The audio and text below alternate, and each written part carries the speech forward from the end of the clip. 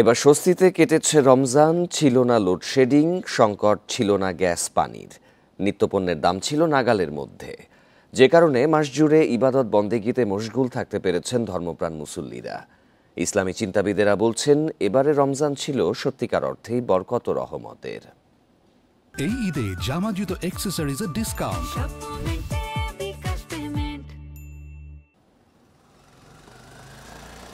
গাছের পাতা ভেদ করে উকি দিচ্ছে চৈত্রের সূর্য, তবে তাতে নেই উত্তাপ। রোজায় এবার ছিল না গরমের তীব্রতা, মাস জুড়ে রোজাদারের হৃদয়ে ছিল প্রশান্তি। ছিল না লোডশেডিং, বিদ্যুৎ বিভ্রাট না থাকায় সেহরি, ইফতার ও তারাবি হয়েছে নির্বিঘ্নে। ঢাকার বাইরে লোডশেডিং থাকলেও আগের মতো 10 থেকে 12 ঘন্টা বিদ্যুৎহীন ছিল না কোথাও। রমজানে বিদ্যুতের চাহিদা ছিল দৈনিক 15,000 মেগাওয়াটের বেশি। অন্যান্য বছর লোডশেডিং এবং কারেন্ট থাকতো না, রোজাদারদের জন্য খুব ঝামেলাই হইতো। এবছর তো কোনো প্রবলেম দেখতেছি না। এই বছর আল্লাহর রহমতে ধরেন এই রমজান মাস কাটাইছে, তেমন হয় নাই, লোডশেডিং তেমন হয় নাই।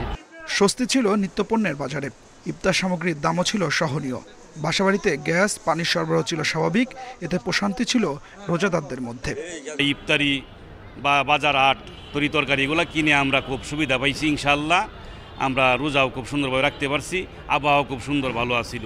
অন্যান্য বছরে যে আপনার আলু পেঁয়াজ তারপরে কাঁচামরিচ যে অবস্থা ছিল, নাভিশ্বাস, জনগণের নাভিশ্বাস উঠে যেত। বর্তমান বাজার দর অনেকটাই নিয়ন্ত্রণে। রমজানে খাতুনগঞ্জ সহ সব বাজারে সিন্ডিকেট ভেঙে পণ্যের পর্যাপ্ত সরবরাহ নিশ্চিত করেছে সরকার। এলসি খুলতে পেরেছে অনেক নতুন প্রতিষ্ঠান। ছোট এবং মাঝারি ধরনের যে আমদানি করার আছেন, তারা পণ্য আমদানি করার ক্ষেত্রে এখন প্রতিযোগিতামূলক বাজার হওয়াতে বাজারে পণ্যের দাম কমেছে। আমাদের প্রতি বছর ছোলার চাহিদা আছে রমজানে 1 থেকে 1.5 লাখ টন।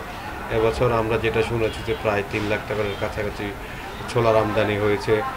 আর খেজুরের দাম গত বছর তো এবছর প্রায় 30 থেকে 40% কম ছিল। ইসলামী চিন্তাবিদরা বলছেন, সবকিছু মিলিয়ে এবারে রমজান ছিল সত্যিকারের রহমতের মাস। এই মাহে রমজানে আবহাওয়াটা আমাদের অনুকূলে ছিল, বাজার আমাদের অনুকূলে ছিল, সব মিলিয়ে রোজাদারের জন্য রোজা রাখতে সুবিধা হয়েছে। ইবাদতকারী যারা থাকবেন তাদের ইবাদতের জন্য সুবিধা হয় এমন পরিবেশ যদি বজায় থাকে, তাহলে এর একটা অংশ যারা সহযোগিতা করবে তারাও একটা অবশ্যই সওয়াবের অংশ পেয়ে যাবে। রমজানের মতো সারা বছর দেশের মানুষ যেন স্বস্তিতে থাকতে পারে, বর্তমান সরকারের কাছে সেই প্রত্যাশাই করছেন ইসলামী চিন্তাবিদরা। Adilur Rahman, Independent News, Dhaka.